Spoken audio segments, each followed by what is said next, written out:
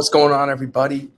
It's your boy Lucas here with Rohan, Counterpunch Pod, ready to break down UFC Paris and give our fight predictions. As mentioned at the top, if you're new to these, my name is Lucas Cohen. His name Rohan Borges. This card is going to be very fun, dude. It's a fight night, but main and co-main are both very sick.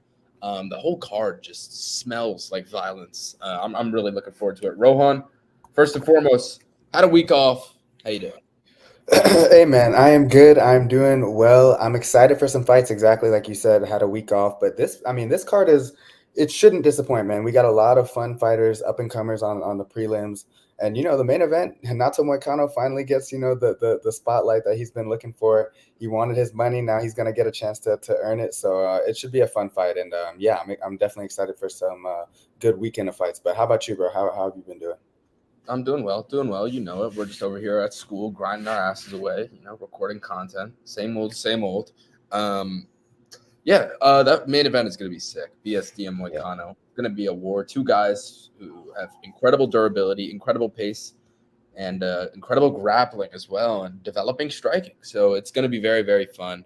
Um, and I'm looking forward to it. Co-main as well. The co-main would be a main event on like an Apex card, for example. So Yeah, for sure. yeah, I'm gonna, I don't even know what I'm trying to say, but I'm looking forward to this card. Um, Last week or 2 weeks ago, we had UFC 306, which we haven't even been able to recap yet, but we won't do it Yeah. much because obviously we're here for UFC Paris. But I mean, the main two fights everyone knows sucked. Sean O'Malley, I feel like, had no game plan.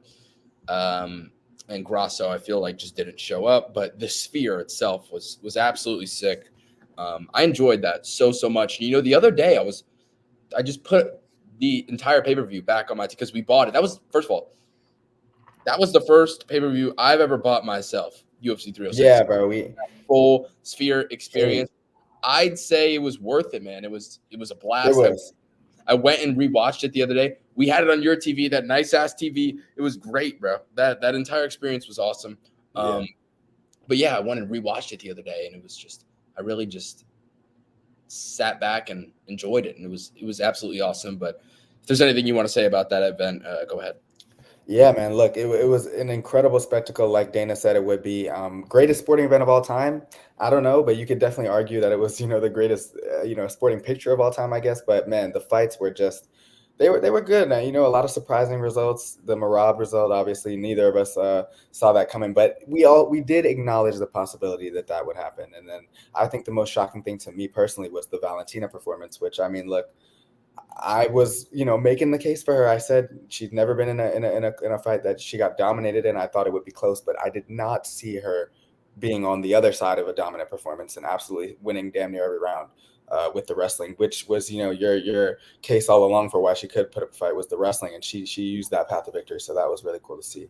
But it was a really good card, all in all. Yeah. I'm not gonna lie, Grasso really fucked me over. I was looking to have an incredible night. The night would have been awesome gambling wise if Yeah. Grasso came through. And honestly, she just didn't show up. Like, what happened to the I was Grasso? I was shocked. I was shocked. What happened to the Grasso in the second fight? It just disappeared. I don't know. I honestly just feel like she didn't show up. I don't regret. I mean, obviously, I technically do regret making that bet, but I really don't because the read was there. But Yeah. you know what? On we go. UFC Paris. It's going to be absolutely sick. I'm looking forward to it, and I think we should just hop right into it. Do what the people want and break down these fucking fights. Let me pull it up on Tapology so I can share my screen. Give me 1 second. First fight: Balaji Oki and Chris Duncan. Okay. Boom. Boom. And we should be good to go. Can you see? Yes, I can. Sorry about that beeping noise. Mute my mic for a second.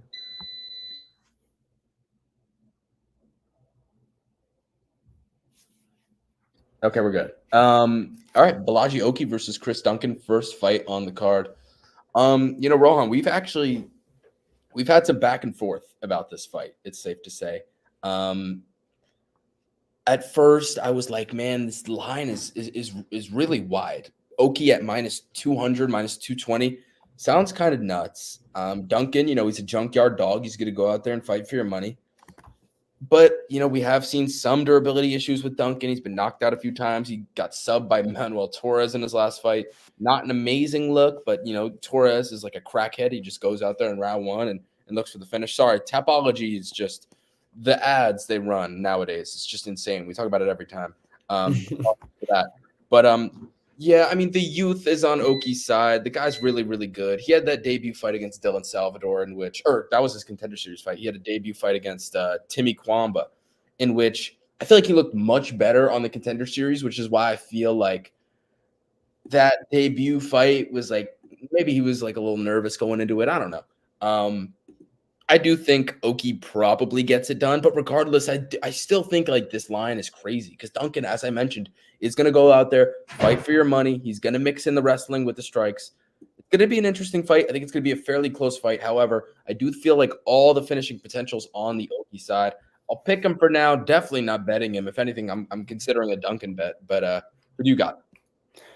I gotta go Oki, man. Just based off of the tape. Look, I like Chris Duncan's, value there at plus money. Just given the fact, like you said, he's a junkyard dog. He's gonna keep coming forward no matter how much, adversity he's faced with. But the problem is, I just think that Oki is a much more put together fighter. And I just think that, overall on the feet, he's got a complete advantage. I think the wrestling is where Duncan, or maybe just the threat of it, honestly, because he's got some power in his hands as well.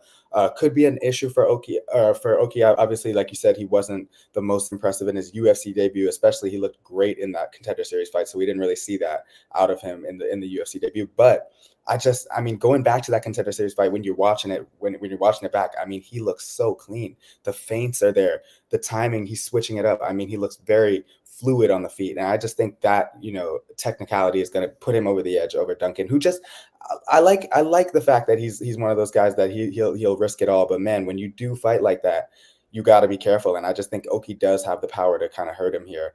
And we've seen, like you said, some durability issues on the Duncan side as well. We've seen him get clipped real bad. And I don't know. I think, like you said, the finishing potential is all on the Oki side. So yeah, if I'm playing a bet here, or if I'm picking a side here, I just got to side with Oki. But I can definitely see where you're coming from with the value. Yeah, the value's there on the Duncan side, but the youth, the finishing ability, it's on the Oki side. He's a crisp striker. I mean, that finish on the Contender was absolutely sick. It's going to be a fun fight. Looking forward to it. Good first fight of the night. But I'll side with Oki. Very, very low confidence. I'd say you're about what, like medium confidence on that one? I'd say medium to me, yeah. I've never really been a big fan of Chris Duncan, and this is not the first time that you've tried to sway me in the favor of picking him, or not really, just made the case for him, but I just really don't see it with him. I think in this matchup specifically, it's a bad one. So yeah, I'll side with Oki. Next fight, Nora Cornell versus Jacqueline Cavalcante. Before we do that, we'll head to these comments. Are you guys going to go live for 307? Of course. Why would we not? Not only were we going to go live one time, we're going to go live 2 times for that parlay show as well, in which you guys remember, what was it, UFC 305 or 304? 304, I think. We had a plus 2,000 parlay. I'm going to mention it every time, Rohan. We had a plus 2,000 parlay catch. We got to mention it. Franco says, a female MMA YouTuber made a video about you guys saying how hot you are. That definitely didn't happen. Go live. You know it. We will be there. My guy Will in the chat. What is going on? All right, let's move on. Nora Cornell taking on Jacqueline Cavalcante. I lost a lot of money on Nora Cornell's last fight. I had Melissa Mullins, Melissa Dixon, whatever you want to call her, in a fuck ton of parlays, hundreds of dollars worth of parlays, probably almost $1,000 worth of parlays. And she just didn't show up. Melissa Dixon looked horrible on the scales. I obviously placed the bets before she stepped on the scales. And she went out there and got finished by Nora Cornell, who Rohan. You remember this moment right here? Nora Cornell versus Jocelyn Edwards.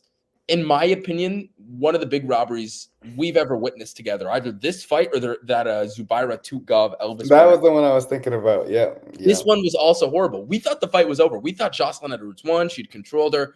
Cornell pretty much didn't do anything. Dude, that was the definition of a French robbery. I have the video somewhere on my phone. Rohan comes into the room like, what the fuck? What did we just see? How the fuck did she win? It makes no sense. But yeah, here she is taking on Jacqueline Cavalcante, who's all right. I mean, she beat Nunes. Shouldn't have been a split. That was one of the worst scorecards ever for Nunes. But Cavalcante should have won that fight. She had what, like a 6-inch height advantage, 10-inch reach advantage, something crazy like that. She should have won that fight. Beat Zara Farron as well. she's an all right fighter. You know, she has her height, she has her reach. That's all she really is. This is a close fight. Cavalcanti is not good enough to be a minus 200 against anybody except maybe Jasai Nunez because she's a fucking midget. I could care less. Honestly, this is the fight I care the least about. I'll pick Cavalcanti. I do not care. What do you have to say? Yeah, I mean, as far as WMMA goes, this is a pretty low level matchup here. I mean, there's nothing really to love about either fighter here. I just think that Cornole, honestly, I agree with you about the line. I don't know why she's that big of an underdog. I think she's pretty tough. I mean, that Edwards fight was horrible. Don't get me wrong, but I mean, she did survive and she was throwing some big shots on the feet. But again, you could say the same thing about Cavalcanti. She's going to come forward and throw some big bombs, looking to take her head off. Obviously, with no technique or skill behind it. That's just how these low level female fights go. A lot of the time when it's especially when it's two of the same kind of styled fighters going up against each other. So I really don't expect a lot in this one. I'm just gonna side with Nora Cono, I guess, because she's from France. That's really the only reason I got to pick her. But I do think it's gonna be close. I don't know why Cavalcanti is that big of a favorite. I don't know. Cornell got the robbery once in France, so she can do it again. Yeah, I mean, for someone that clearly lost their fight in the last one to be this big of a dog against someone that's average, it doesn't really make any sense. But fuck it, I'll go Cornell. I don't care about this fight. Maybe I'll sprinkle Cornell because like plus 180 is nuts. But we'll see. Let's move on because talking about that fight makes me yeah. Oh my god. This is a fun fight right here. Daniel Barras versus Victor Altamirano. In the comments, we got thoughts on Hooper versus Guida. I think it's a wow layup for Hooper. Yeah. I agree. Yeah, it is. I think Hooper at this stage. I mean, after Hooper's last fight, that's a terrible matchup. I don't know what they're thinking. Yeah, Hooper beat the shit out of Borshev. That was a great lift for him. Which a lot of people were not expecting. So I mean, for him to do that, and then you're going to give him a clear downgrade in competition, it just doesn't make sense. He's still young-ish, right? He's like 24, 20, right? So I don't know, but I don't like it. Mr. Motion. Gotta love it when Mr. Motion enters. He's the motion man. Motion man. Shout out to you, Motion man. JT here saying Burr. What up, JT? All right. Barras Altamirano. Let's talk about it. Let me remove this. These banners. I keep forgetting to remove this. I hate when like the banners crossing over the Tapology page. It looks like shit. Let's get rid of it. Okay. All right. Daniel Barras, Victor Altamirano. Barras, I think, is really good. I feel like Barras could win this matchup, but what really concerns me is the year and 2 months long layoff, and then he's also turning 36 pretty soon. He entered the UFC. He's had one fight in the UFC. I mean, he entered the UFC at 34. Doesn't make a lot of sense why they waited to sign him, but I think this guy's really good. Got a lot of finishes on the regional scene. He's great. He's solid on the. He can get takedowns. I mean, he got submitted by Filo, but that's not a bad look. He can get takedowns. He's got crisp striking. It's just where I'm worried is, the age, the durability, the cardio, and that's what Altamirano does. Altamirano is not that good.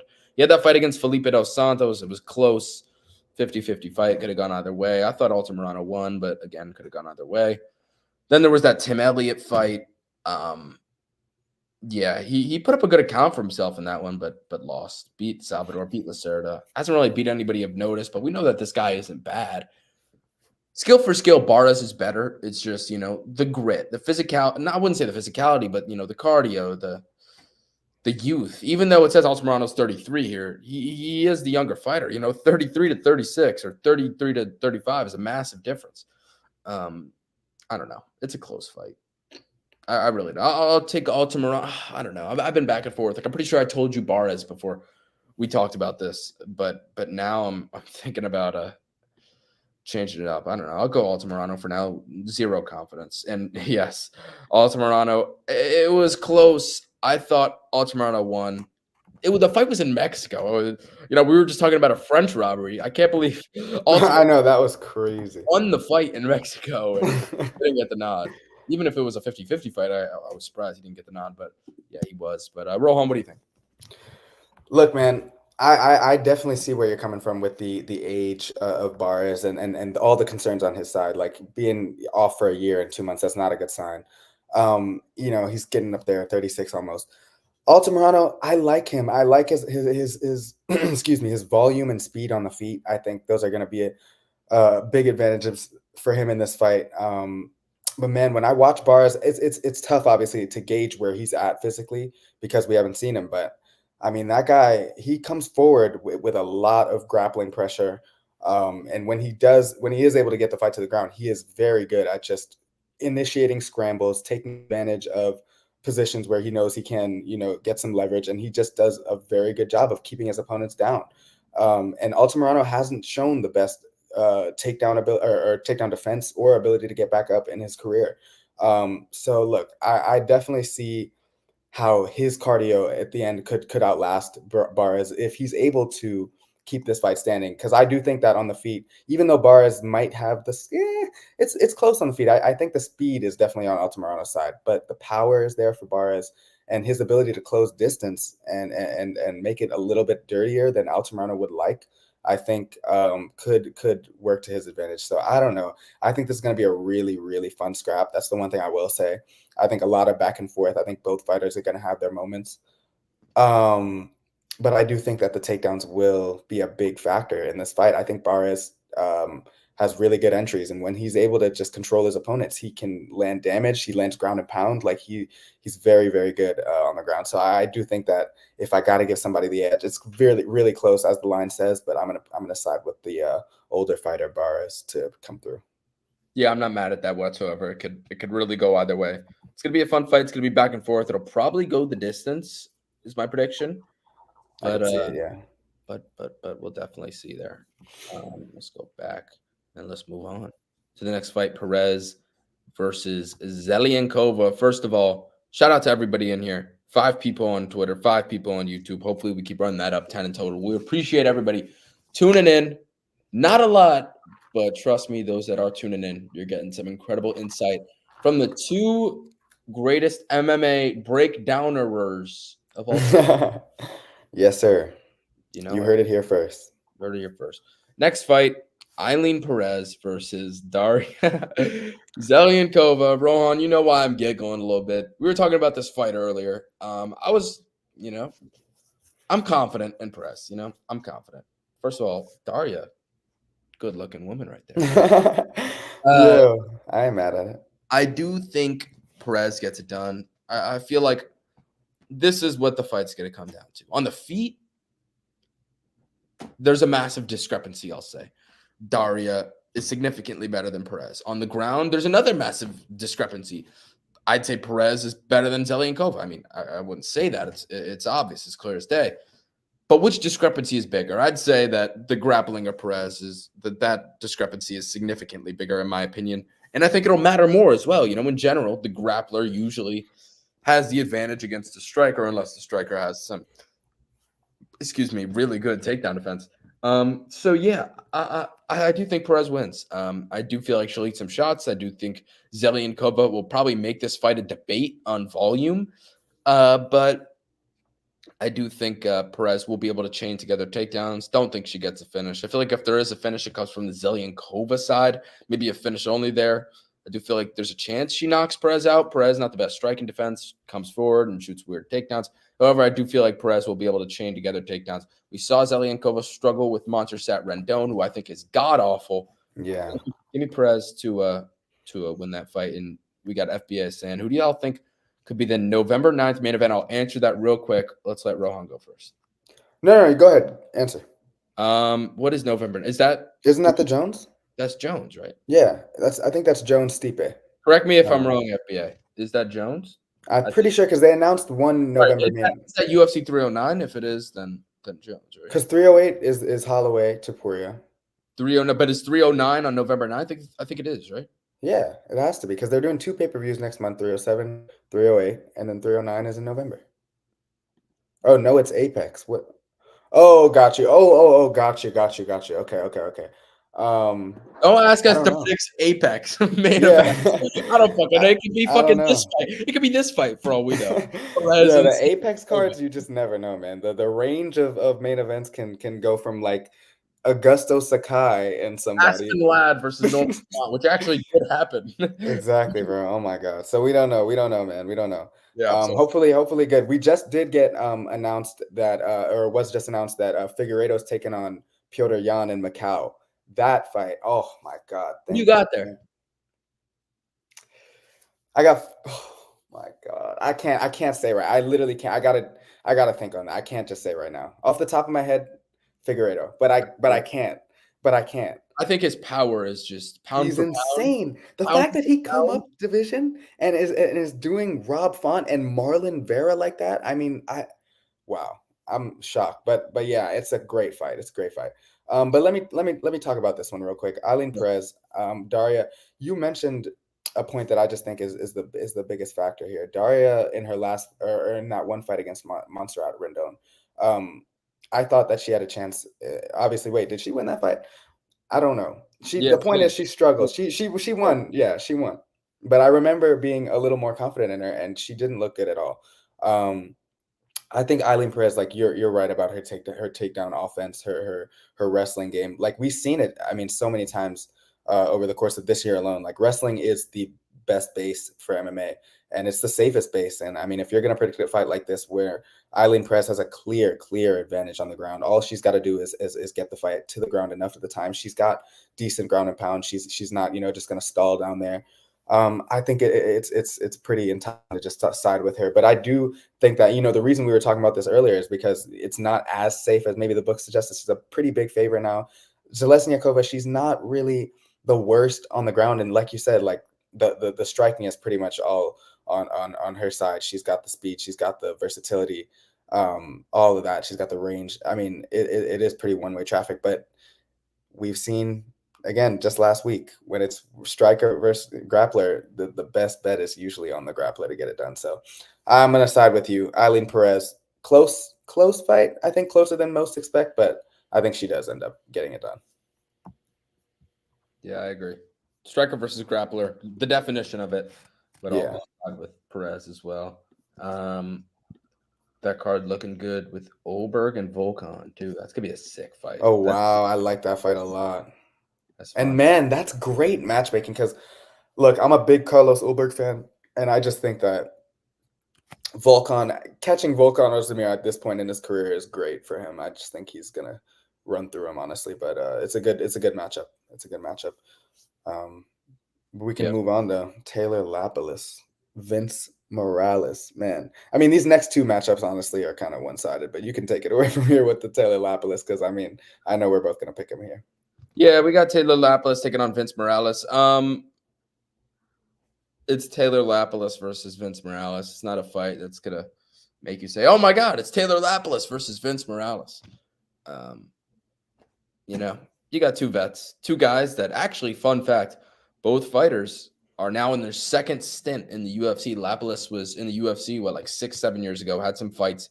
Wasn't even bad. I feel like he only lost, like once or twice and got cut for whatever reason. Went to the regional scene, looked great, has come back in the UFC and has looked great. Yeah, we could just run through his career real quick. Beat Kalen Loughran, looked good there. Lost to Farid Basharat. Farid Basharat, I think, is really, really good. No shame in that whatsoever. And then beat Cody Stamen. Looked good there. Looked very good there. Clear win. This guy's incredible takedown defense. I mean, it's next level. He's got incredible takedown defense. I really like Lapilus. But what I really want to dive into here is the career of Vince Morales. He was in the UFC. He had some wins, had some losses. Obviously, he had that brutal leg kick loss to Chris Gutierrez. Beat Draco Rodriguez, beat Smokin. Who cares about that? Lost to Jonathan Martinez, no shame. Miles Johns, kind of shame. Hit the regional scene, and he's looked, all right as of recent, I guess. I don't know. I just feel like there's levels to this shit. I feel like if Morales tries to mix in takedowns, it's not going to work. Lapilus, his takedown defense is special. I mean, I think this guy arguably has the best takedown defense in the UFC right now. I'd say Aldo and then Lapilus. Lapilus has something. Go ahead and watch that Lapilus versus Kalen Loughran fight. This guy's takedown defense is something else. Stamen was able to get him down, but Lapilus was throwing the kitchen sink at Stamen. He just got a little tired there at the end and still was piecing him up on the feet in that third round. I think Lapalus gets it done. The kicks are going to be there, the teeps. I feel like he pieces them up, and then if Morales tries to mix in takedowns, I feel like Lapalus has incredible takedown defense. I think the line makes sense. I'll take Lapalus here. Yeah, I mean, I've been pretty impressed with Taylor Lapilus just in across his UFC career. Like you said, some of the best takedown defense, and that loss to Fareed Basharat, it's really no shame in that. I mean, he's looked good against Cody Stamann, who's a former top 10 fighter in the division. Kalen Loughran, who a lot of people were picking in that fight, a lot of people had high expectations for, and he came out and shut him out. Basically, I mean, just destroyed him. And I just think that. Yeah, like you said, there's levels, man. He's really just a polished, well-rounded fighter. I think Morales, like he's got some skill. He's solid on the feet, excuse me. But I just think that overall, I mean, like you said, if he tries to take this fight to the ground at any point, he's just not going to have any success. And Lapalus, he's probably just a little more, polished on the feet as well. I don't know. I think if this fight does just stay standing for all 15 minutes, I think he has a good chance of just out, point fighting him with, like you said, teeps, a lot of leg kicks, just using his range. I mean, this guy is very, very rangy. Um, yeah, man, I just like the way he fights. I like how he uses his frame, and I think he's gonna be very defensively sound in this matchup, not take a lot of risks, and just fight his fight like he does in basically all of them. So I'm definitely comfortable picking Taylor Lapilus at the price, and yeah, I'm pretty safe pick there. Yeah, nothing else needs to be said. With that one, back to this chat. Do y'all know if the one double champ that got signed is any good? Oh yeah, Reiner de Ritter. I used to watch one back in the day whenever there was like a break with UFC. He actually used to be really good.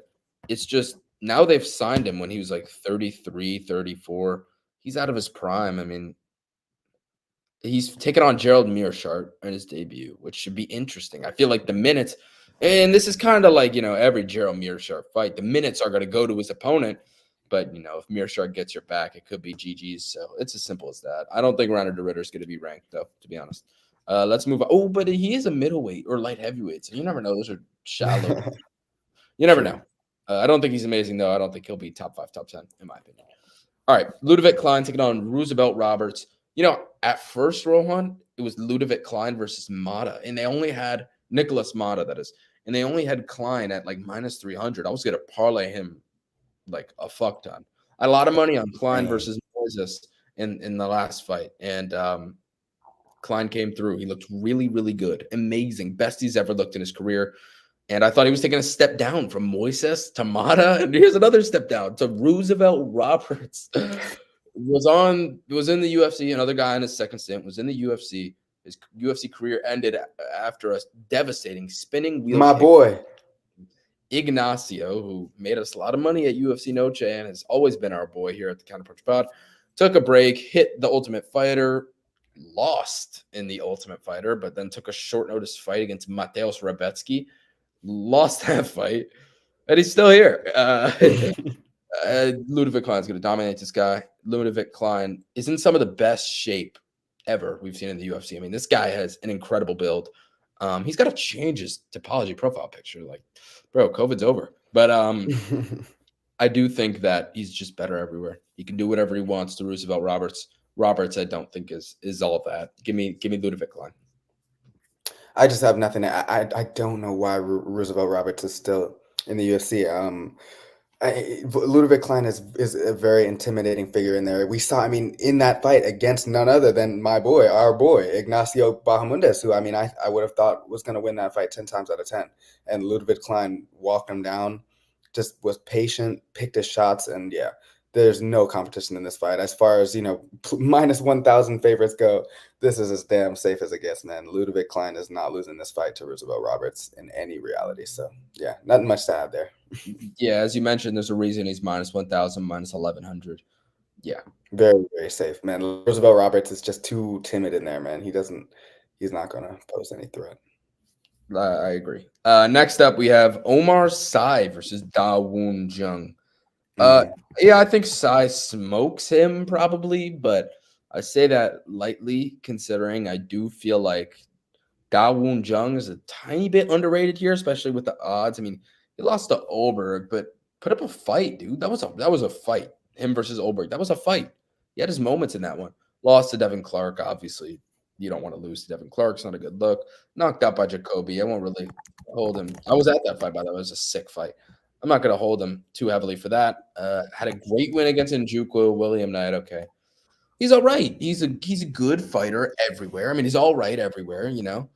I think he's solid. It's going to come down to what's his takedown defense like, and he's never. I mean, if he's getting subbed, I mean, I don't want to say if he's getting subbed by Olberg, he's getting subbed by Sai because that's probably the case. But then again, I mean, both fighters were gassed in that Olberg fight. I think Olberg got that sub in like round 2 or round 3. It's different, but Sai, he's a fucking beast. He's going to come at you. He's going to grab you. He's going to slam you, and he's going to take the back and choke you. Looked incredible in that Tuko Tokos fight. Incredible. I do think Da Woon Jung isn't horrible, though. I feel like if this fight gets extended, Da Woon Jung has a chance. But we'll see. I got to pick Sai. There's a reason the odds are what they are. I do feel like he gets that submission in round 1. But then again, you never know. I wouldn't play it money line wise. I'd play it with the props. Maybe Sai early or Jung by decision, something like that. But prediction wise, which is what we're here for, I think Umar Sai gets it done in 1. What do you think, Rohan? Yeah, man. I just think, I mean, you watch the tape on this guy. He's a freaking animal. I mean, and look, it's just tough. It's tough to pick Down Jung, especially coming off 3 losses in a row. This is not a good style matchup. Like you said, he's gonna have to avoid those takedowns, and we really haven't seen him do that. I mean, I will say that the Kennedy and Nzechukwu knockout, it was a really impressive one. Like, he looked really good on the feet in that one, patient. And he's not losing. Again, Dustin Jacoby lost at the time, 2022. Not a bad loss. Olberg, not a bad loss. Clark's had some moments. So none of these losses are terrible. It's just that Sai is somebody that I think they are definitely trying to build up. I mean, the French fans are going to go absolutely insane for this guy. And he's going to be trying to put on a show. And when he comes at you like that with that freaking dude, how big is this guy? Sorry, that sounds insane. Sorry, pause. 28 years old. 6'4", man, 83-inch reach. I mean, And he's a spec. stocky guy who's a grappler with an 80. It's crazy. It's like a freaking Jelton Almeida, but like on steroids, and not even in steroids because he's a lighter division. I don't even know. It's crazy though. There's no way you can pick against him, is what I'm trying to say. Like you said, Da Woon Jung slightly underrated, yeah, but the grappling we really can't say that about. So I definitely got to say that Sai gets the job done by submission. It's the clearest path to victory. So yeah, I'm fully backing you in that one. Definitely agree. Simple as that. Let's move on. Next fight on the card, we've got Ian Cutelaba taking on. Oh, this fight is so funny. Ivan Urslan. Like, it's just with some fighters, I just don't. They have so many high-level fighters go through the Contender Series. Bo Yeah. Nickel, Lonnie Kavanaugh, so many guys that are so good have to go through tough. Kevin Vallejos fought twice on tough. Had fucking John Silva as his first. Here you go, Ivan Urslan right into the UFC. Doesn't make any sense, but here we are. Rohan, dude, I don't fucking know, bro. This is just It's a confusing fight because it's an Iwan Cutelaba fight. it's gonna be it's gonna be fun. Urslan, you know, he's a brawler. That's all he is. He's gonna swing, he's got power, might get knocked out, might not. Bad takedown defense, which is why I feel like if Ian Cutelaba has a brain, he will shoot takedowns. But that's the thing, as Rohan just said, we're dealing with Ian Cutelaba, who doesn't have a brain. So who knows? It's going to be a brawl. Who's going to land the punch? I know that record, man. Oh my god, I don't even know. I'll say Ian lands the punch. I don't know. This is Dude, just gonna. I'll take Ian by knockout. Why not? Who do you got? you picked Felipe Lins, and I picked Iwan Cutelaba in that last fight, and he disappointed me. And I'm not making that same mistake again. Fuck him for that. I'm going with Ivan Urslan. Because I just like, I mean, at this point, yeah, if he had a brain, he's going to take him down. I don't think he's got anything up there. So I'm just going to say that Ivan Urslan just is a smarter fighter in this fight over the course of 15 minutes. I don't think it lasts 15 minutes. I think just based, I don't know. It could not. But Iwan Cutelaba is just too confusing, and I'm mad at him for making me look bad in his last fight where he should have beat Felipe Lins, man. He should have used Oh man, I don't want to get into it. My point is, Ivan Arslan's got it. Am I confident? Absolutely not. I'd say 2 out of 10 confidence, but I'm going to side with Ivan Arslan, who I just think is clean. If you watch his tape, I mean, he's polished. He takes his time. He's a real veteran in there. He's not wild, unlike his opponent. And all he's got to do is worry about the takedown. So yeah, I think he can win it. He can do it. So yeah. I'm with you. I think he can do it. I think he can win it. And guess what, Rohan? Guess what? What's up? Kyrie Irving's here. I don't know why he's supposed to be playing basketball, right? What is he doing in our chat? Oh my God, dude. This is Kyrie, insane. what up? I didn't know you liked UFC. Curious. Wow. Yeah, back to this fight. It's gonna be a brawl. It's gonna be fun as fuck. I'm not putting a single penny on this. If you put money on this fight, is this? We haven't called that number in a while, Rohan. No. I ain't doing that. I ain't doing no money on this one. Yeah, wait, what was the last time we called that number? It's been a minute. Hey, bro, I'm not the one that needs. I'm chilling over here, bro. I'm not playing nothing. No, I know, but we should just call it for calling it purposes. You know. Yeah, we ain't calling the number, bro.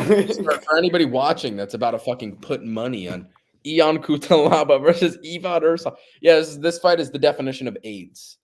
You may get AIDS if you put money on this fight. YouTube, don't ban us. I'm sorry. But yeah, fun fight, though. It's going to be sick to watch. Just don't bet on it. It could go literally either way, 50-50 fight. All right, let's move on. Next fight on the card. Fares Ziam versus Matt Frevola. Rohan, this fight is super interesting to both of us. Another fight that we talked about beforehand. It's tough. I'll let you go first because I feel like you have a good breakdown on this one. I mean, dude, I might have a good breakdown, but I'm still not really too confident in either side. I just think that, look, Fares Ziam, he's the more talented fighter. He's the more polished fighter of the two, very clearly. But Matt Frevola doesn't even win his fights like that. We know how Matt Frevola wins his fights. It's based off the power. It's based off of his ability to close distance, stalk his opponents. And he usually does better when he's faced with somebody that's, willing to stand there and trade with him, which I do agree with the consensus that Fares Ziam is not going to just go in there and be willing to throw. But he is not afraid. Fares Ziam has never been afraid. He's never really been shy to be the aggressor. And I think that Frevola is going to have to deal with a few occasions where he's on the back foot. Fares Ziam loves to initiate clinches. He loves to use his knees and his elbows in close range. So I don't know if he's going to be so willing to do that against somebody with the power of Frevola. Because, I mean, you look at Fares Ziam's resume, and he really hasn't faced, Jai Herbert, he got that win. I think that was pretty impressive. Puelles, that's not really a great win. Figlak, McKinney lost. I don't know if he's facing anybody with this kind of power. And I don't know, man. I think that Frevola, he shocked me in that one that we were in attendance for when he knocked out Azaitar, and then he finished Drew Dober. Got a really bad matchup with the Benoit Saint-Denis, a guy that's obviously, almost got more power than him. So I don't think that Ziam has that. I think Ziam is a lot more timid in there, a lot more available to be hit, and I just think there's going to be chances for Frevola to land that one shot. Ziam's never really faced, at least in recent memory, somebody with that kind of power, and I think that the more I talk about it, I'm convincing myself to pick Frevola here at plus money. I think that line could be dead even by Saturday. I don't know. Let's see. Yeah, he's plus 110, plus 105 on some, plus 100. Yeah, I like him. Yeah, I'm gonna also side with Matt Frevola here. I do feel like if Ziam is able to fight smart and not put himself in a brawl, I feel like he wins this fight probably, sticking to his teeth, sticking with his jab, defending the takedowns. It's just, can you trust this guy not to fall in love with the brawl? I just don't know. I feel like skill-wise, I feel like Frevola is the better MMA fighter. It's just, the style. That's why the odds are what they are. That's why Frevola is a dog. It's just, I feel like Frevola is going to find a way. I do feel like he probably does catch Ziam, knocks him out. It is a tough fight. I do feel like Ziam has the weapons to get it done via decision. I do feel like if there's a finish, it's Frevola, meaning that all the finishing upside is probably on the Frevola side. However, I think it's closer than you think. I feel like the odds are what they are for a reason. But fuck it, I definitely think it's gonna be close. I'll side with you. I'm gonna go for Frevola. I do feel like Fares will fall in love with the brawl for a moment. and Favola either catches him and knocks him out, or hits him hard enough throughout 15 minutes to win a decision. So I'll side with you there. And Kyrie is a mixed martial arts fan. It's good to know. And Rohan, you have love all the way from Australia. Wow, this is incredible. You know, it's crazy because Kyrie Irving actually, I mean, he grew up in my hometown. I'm from West Orange. I mean, I don't want to dox myself, but that's crazy. You know, he grew up in my hometown, and he's in my chat, coming all the way from Australia. He knows who I am. Like, this is an incredible moment for me on the stream. So, thank you, Kyrie. Appreciate you, bro. Yo, can we get some W doxes in the chat? W dox, spam it up. I'm gonna put it in the Yo, the 9 people watching are gonna come to my house. W dox in the chat.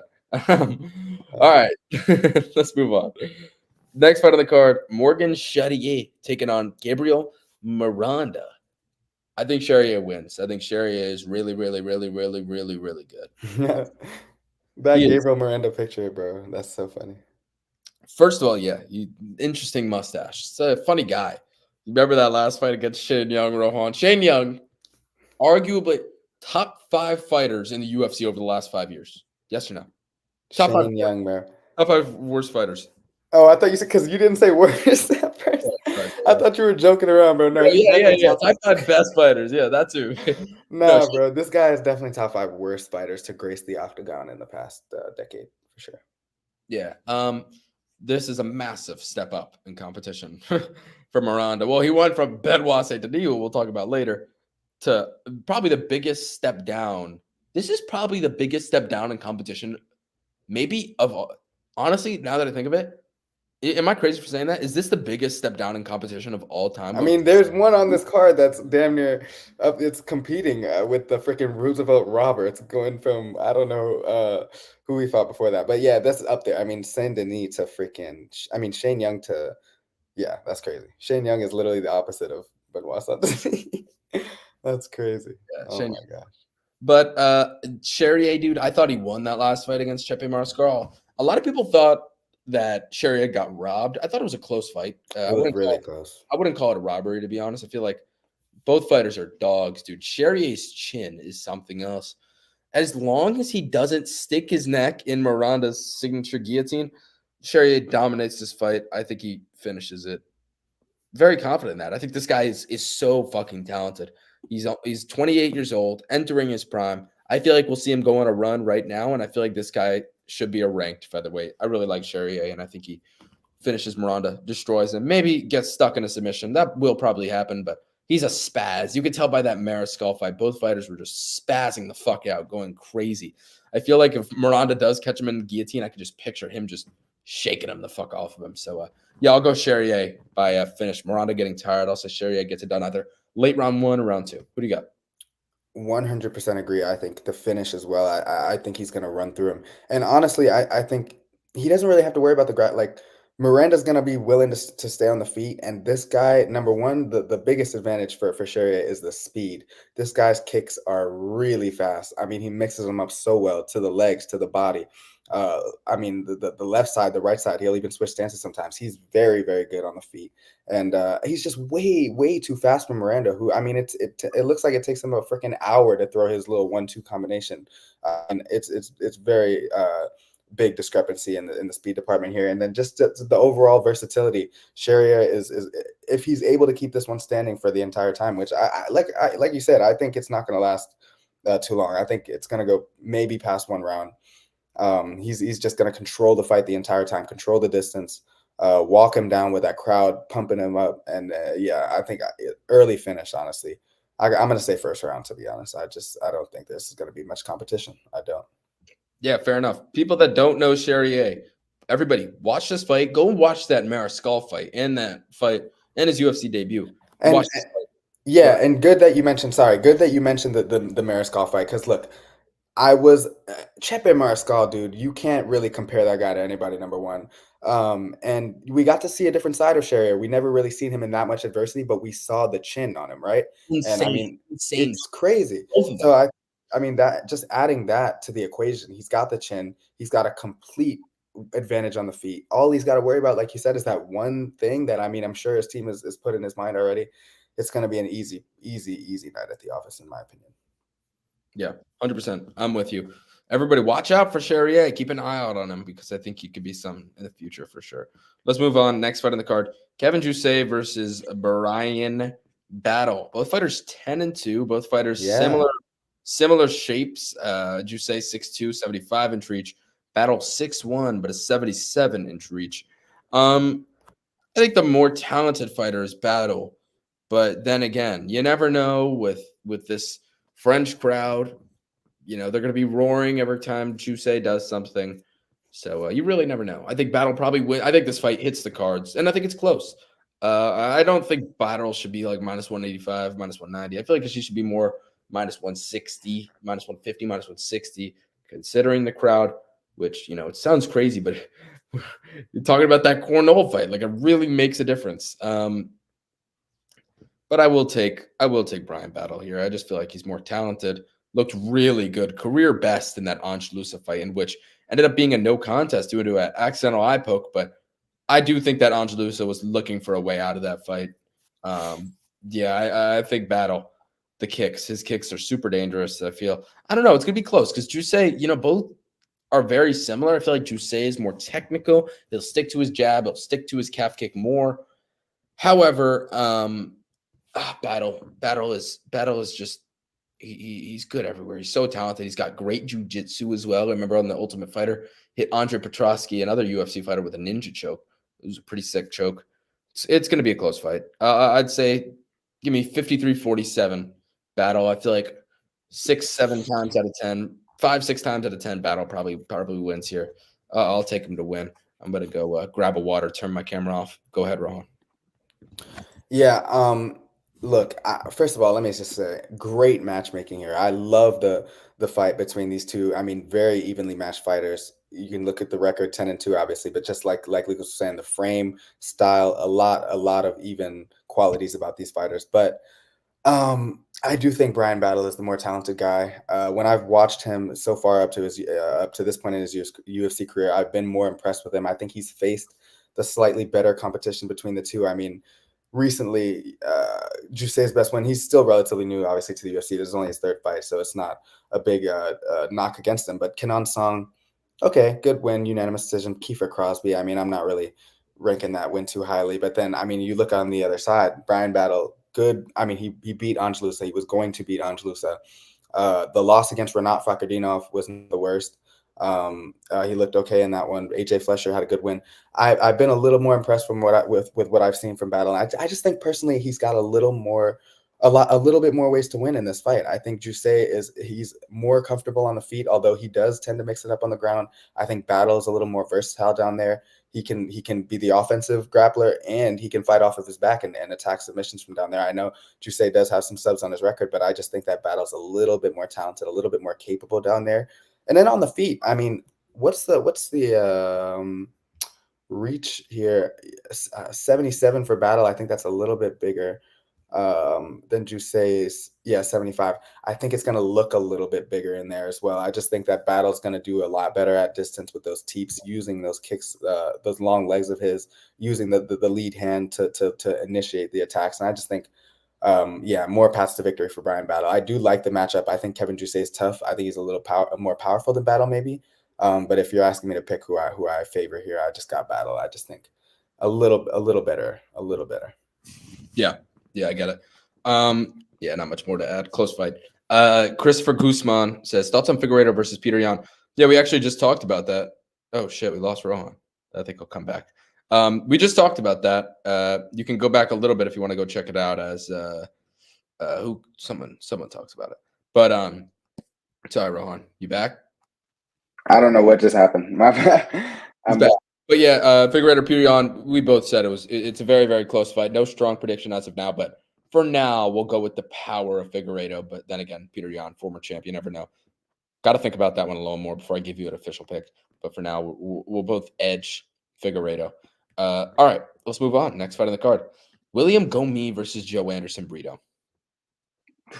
I see everybody and their mother parlaying up Joe Anderson Brito, which I do feel like is kind of crazy because I feel like this line is weird. Like minus 300.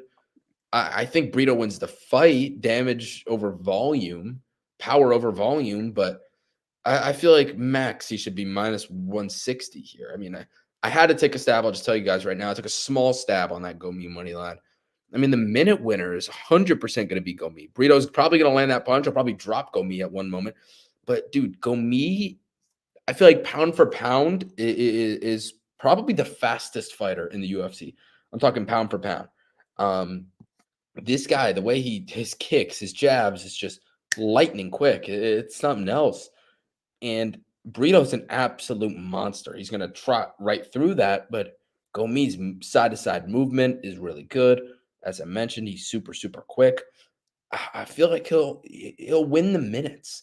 I feel like there's a chance he takes 2 rounds here, which is why I do feel like this line is kind of crazy. Obviously, the finishing potential, it's all on the Burrito side, but I do feel like Gomi is quick, is fast, and he stands a real chance.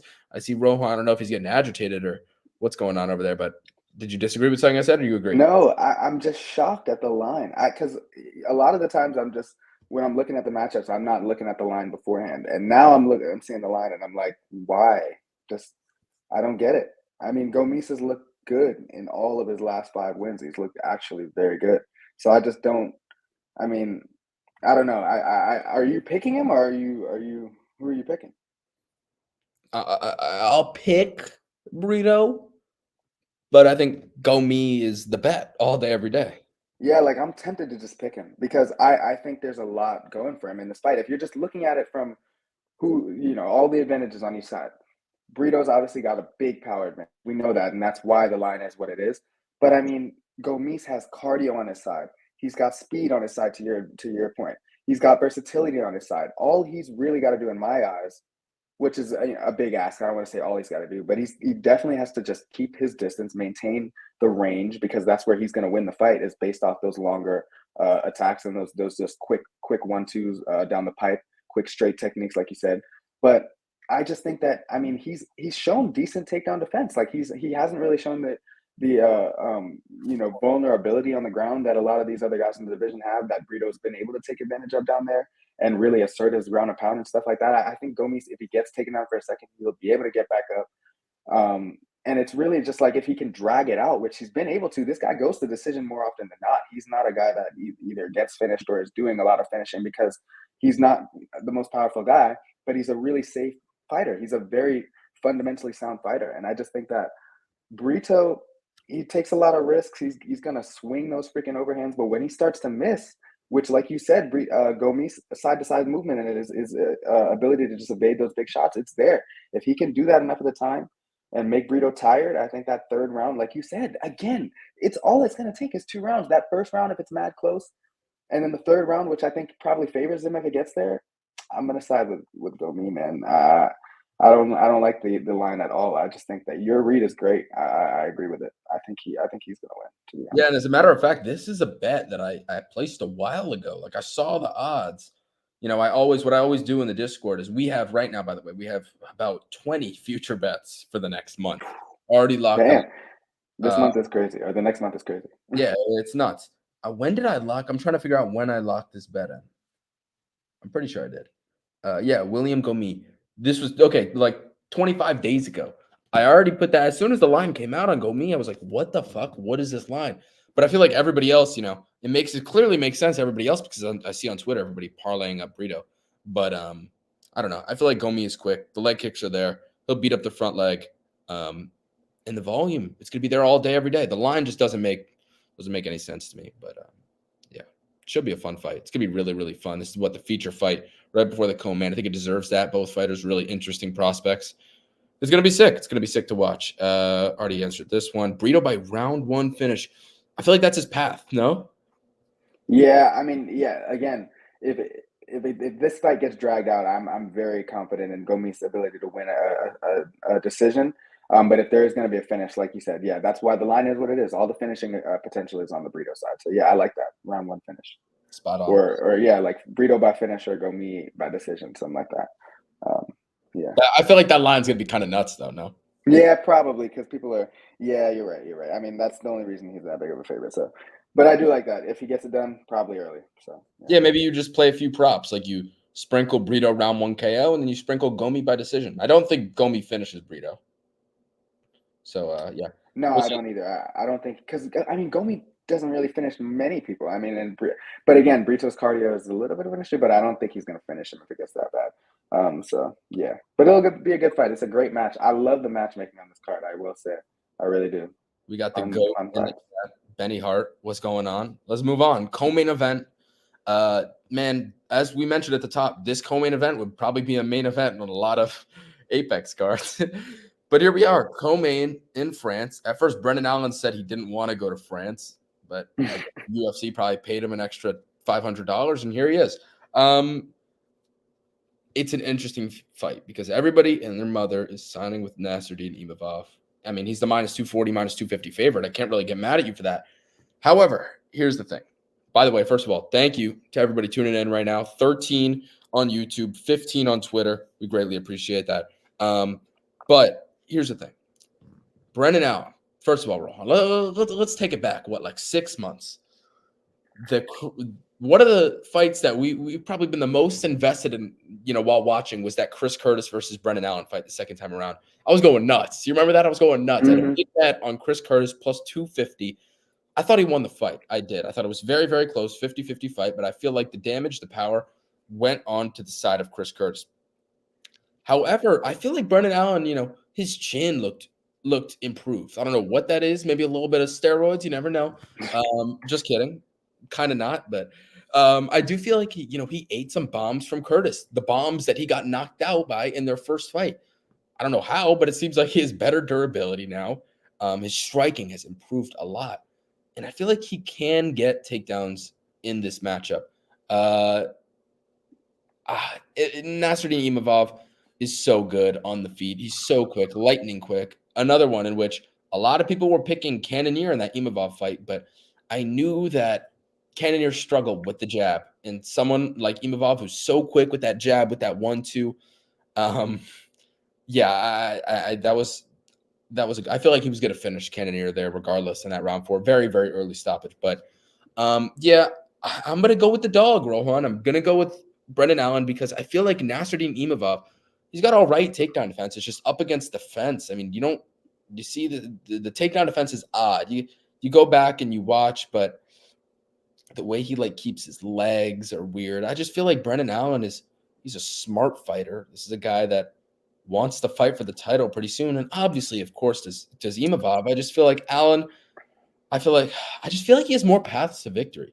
And the odds makers clearly understand when the fight week, or not the odds makers, the bettors around the world clearly agree because when, the odds first opened up, this was what? Probably about a month ago. Allen was sitting at plus 160, and then he got bet all the way to plus 200, and now he's back down at plus 160, plus 170. I do feel like it's going to be a close fight. Damage versus control. I do feel like it hits the cards. I don't feel like either fighter finishes each other. I feel like if there is a finish, it may come from the Imavov side, considering, as I mentioned, Allen's durability is getting better, but we've seen it, not be so good in the past. Sean Strickland fight, first Curtis fight. You don't really know. But I'll side with Brendan Allen. I do feel like he'll be able to get takedowns here. And also know that you disagree. Tell me why. Yeah, I'm gonna say, man, good job on that breakdown. You did a good job. I'm very conflicted now. But man, this division fucking sucks. Holy shit.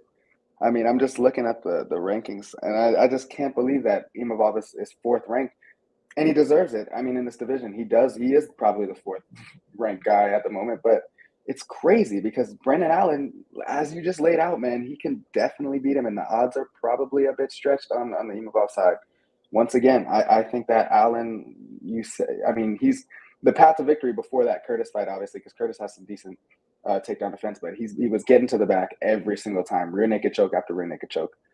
I don't think it's going to be that easy at all against somebody like Nasruddin Imavov. Like you said, the takedown defense of his is a little bit questionable. He's a tall guy. It's awkward for him to have to defend a lot of takedowns, but he does his best, and I think he can survive enough of the time against Brendan Allen to keep it standing. And I was just really impressed. I mean, I picked against him in his last fight. I picked Jared Cannonier. I thought that Cannonier would be able to, I don't know, just physically intimidate him, I guess. I thought he was the bigger guy in there, maybe would be able to land a few harder shots, just the power advantage. But like you said, I mean, the speed and the jab of Imavov made the difference in that fight.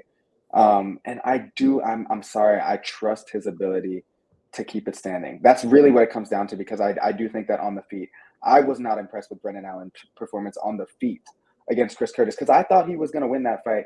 It was a rematch, obviously, but I just thought he was the better fighter. And over the course of 25 minutes, he wasn't really able to prove that, at least not convincingly. I think that Imavov, he's really, really talented on the feet. He's got a lot of tools in the shed. He mixes it up to the body really well, and he does, get the opportunistic takedown every now and then where he'll trip you in close range if you slip here and there. And I just think he's a little cleaner. When I watch Brendan Allen, there's so many opportunities, so many openings that he leaves on the feet. He leaves his hands really low when he's darting in with those quick shots, and when he's going for his hooks. I mean, he really leaves his chin up there to be hit. And I think Imavov can intercept him with some of those faster shots, because he's going to be the faster guy on the feet. So it'll come down to the takedown defense. You're right. It'll come down to his ability to keep it standing. And I trust him. I do. I just think that the French crowd, he's got his back. He's in a really good spot here after beating Jared Cannonier, proving that he's worthy of being in the top 5 of the division. Now it's his chance to just reinforce that and really, make his claim for the title. I think if he wins this fight, he's next in line for a title shot, which is crazy. Again, it's middleweight. And I don't think Nassourdine Imavov is that great of a fighter. I just think that's how bad this division is. So Caio Baralho is my middleweight champion of the future. But yeah, as far as this fight, I'm definitely going to side with Nassourdine Imavov. I just think he's a little better. I like your pick though. I would not be shocked. And I've been wrong about Brendan Allen before, so I wouldn't be surprised about that. Yeah, the world knows that I'm Brendan Allen's #1 hater. I hate him. I think he's annoying. I think he shouldn't be I think the UFC should cut him. But I do feel like he could win this fight. I do. I'm going to take all my bias away. And I do feel like he stands a real chance. And I feel like the line is kind of crazy. But then again, there's a reason he's as big of a favorite as there's a reason Imavov is as big of a favorite as he is. And that's why I can't sit here and really debate it with you. However, I do feel like, Imavov, he isn't as dangerous of a finisher as people make him out to see and make him out to be. And also, the reach, similar reach. I feel like Allen will be able to compete on the feet, mix and takedowns. I don't know. We'll see. That's what Saturday is for. I'll side with Allen, though. I'm going to pick him outright. And I think the value is there all day, every day. Let's check out the chat. Imavov by decision. You're welcome, bud. Damn, we got low broad, but Imavov by decision. I guess that's what you're Hey, man. I mean, yeah, I don't appreciate that. But yeah, I do think that by decision, yeah, probably. Yeah. I don't think he finishes him. I don't see a finish in this fight, to be honest with you. I don't know. Aaron says, nah. Imavov winning. Curtis got robbed. Obviously, I agree. I wouldn't say Curtis got robbed, but I thought he won the fight. But we'll see. We'll see. It's going to be fun. I think it's main event time, Rohan. It's main event time, baby. Let's go. Let's do it. Renato Moicano taking on Benoit Saint Denis. I think Saint Denis wins. I have a pretty clear read on this fight. This is probably one of the, I don't think I've ever had as clear of a read on a fight as this one. Like in my life. You got it visualized? You got it mapped out? I've got it mapped out.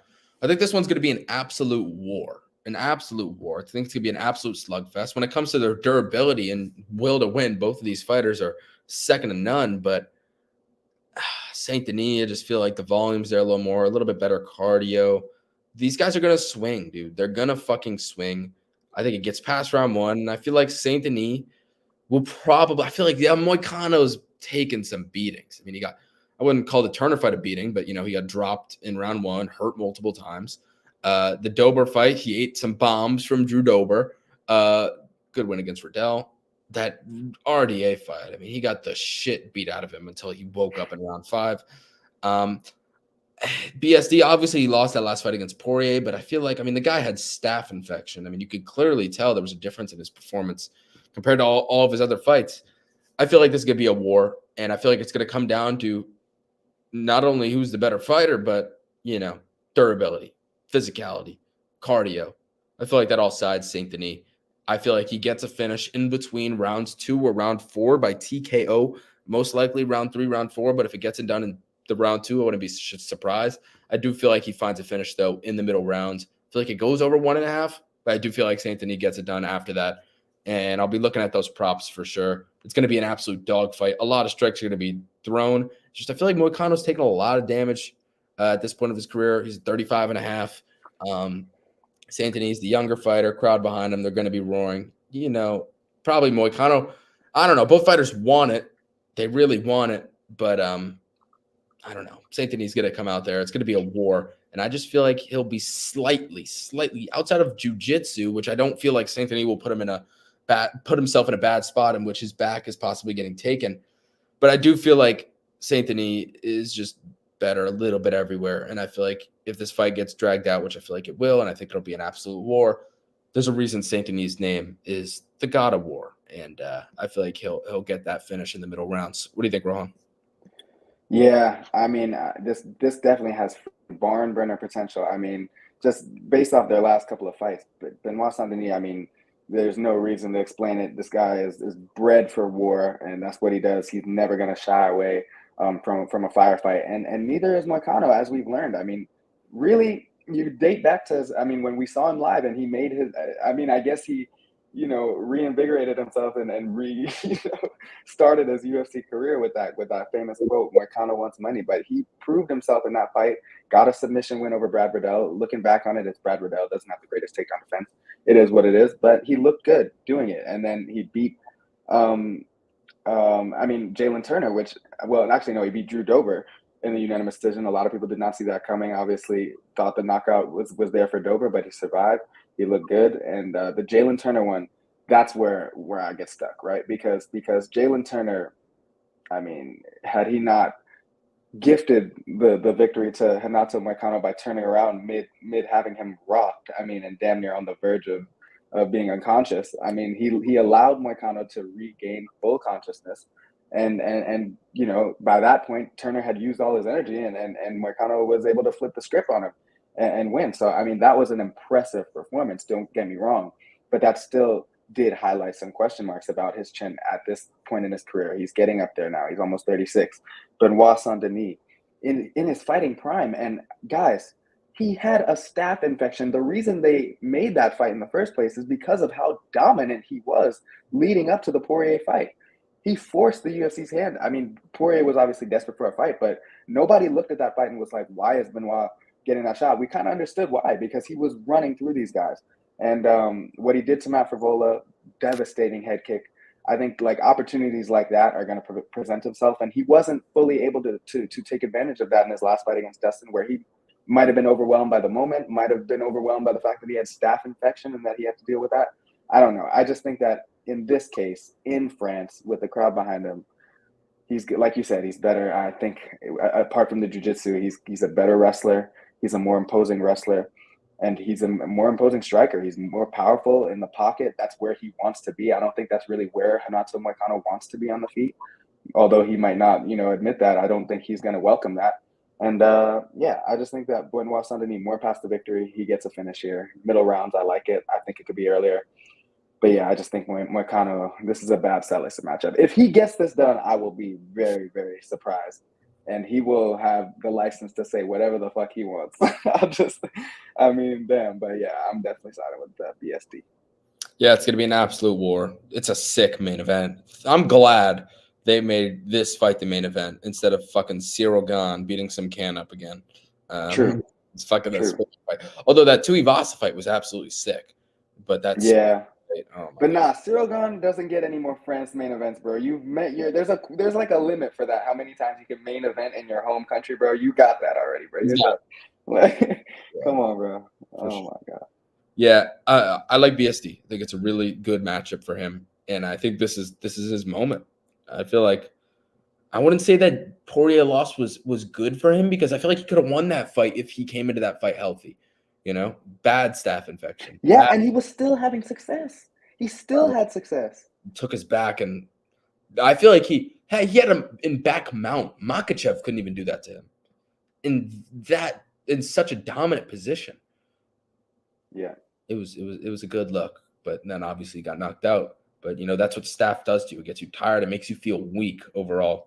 And hopefully he comes into this one healthy, because if so, I think he finishes. Renato Moicano, and there's the breakdown. If you guys have anything to say in the chat, let us know right now. We're here to answer for the next 5-10 minutes. Aaron says, Benoit, round 2 finish. Yeah, I feel like he finishes the fight in between rounds 2 or rounds 4. I'll say round 3, round 4, but I'll say round 3. Yeah, I do feel like Benoit does finish him, though. It's going to be a war, though. I'm really looking forward to it. Yeah. Great fight. Great card. A lot of fun fights. Great card. And then we have a pay-per-view next week, UFC 307, which is going to be awesome. Pereira Roundtree. Why that's a championship fight, I have no fucking idea, but it is. And then, the people's main event, Rocky Raquel, the cokehead, Oh my God. taking on Juliana Pena. It'll be fun. Movzar and Sterling got canceled, which sucks. Man, Aljo knows what he's doing, bro. You saw that video Ortega saw him in the hallway when he was supposed to fight Diego. He was like, "Who's your next opponent?" He said Movzar. He was like, "Man," and Aljo was like, "Oh, you're right, dude." Oh my God. No, but yeah, that card's ass. Yeah, it sucks. But UFC 308 is the one that we're really looking forward to. Speaking of Cyril Gane, he was supposed to be on there, and then his fight got canceled. They're saying they're trying to move it to UFC 310. Whatever, bro. It's a whatever fight, whatever heavyweight fight, dude. If it's heavyweight, I feel like nobody really cares to go watch a Volkov or a Gane fight anymore. Like, put those two together, and it's like, okay. I guess because it's a rematch, but again, the first fight was so boring. So it's just like, I mean, I think Volkov's a changed fighter since then. I think he's made some improvements. I think Cyril Gane. It's Gane wins, bro. There's nothing. Yeah, I'm just saying, Cyril Gane has got a lot to prove. Still to me. After I feel like the people that beat Gane are either the grapplers, the wrestlers, or the fighters like Tai Tuivasa, who can come in and crack you on the chin, which it was insanely tough for him to do. Volkov is a guy who pieces you up. Jesus Christ, from the outside, and that's what Cyril Gane does, but on cracks. So yeah, I feel like it's gonna be another 3-round decision. But yeah, nobody has anything else to say. We'll sign off, end the screen share. It's going to be a fun card. Rohan, any final words for les people? Hey, man, let's enjoy this week, and we will enjoy the next month or so of fights because, man, the UFC is stacking the cards, man. I'm loving the upcoming slate, and, yeah, man, I'm just excited. So you guys enjoy, and we will maybe do a betting video later in the week. We'll see, because a parlay video or something. Maybe that'll be a pay-per-view only thing, but I don't know. Because there are some good underdog spots, so I don't know. We'll see. We'll play it by ear. Usually a pay-per-view thing, but again, this is a big betting card, so we'll figure it out. If so, it comes on Friday. If not, you'll see us next week for UFC 307. Everybody tuning in, we greatly, greatly appreciate you. To the 8 people currently watching on YouTube, the 10 people currently watching on Twitter, thank you so much. But we're out of here. Go ahead, if you're just joining in, rewind. We just had a great live stream. Fun card. A lot of bold predictions. Go check it out. But for now, it's been Lucas and Rohan. And again, I forgot to play our fucking outro music. Jesus Christ, I'm slipping. Hey, man. Oh, man, he's cycling through them. There we go. Thank you very much, everybody. We will see you soon. Adios. Peace.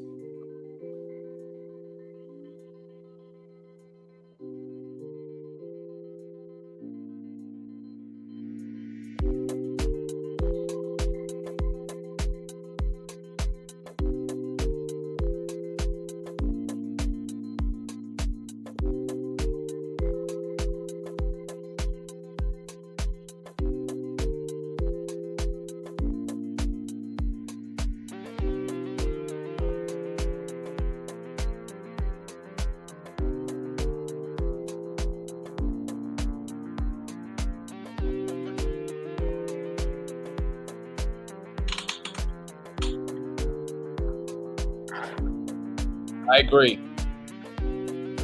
Wow.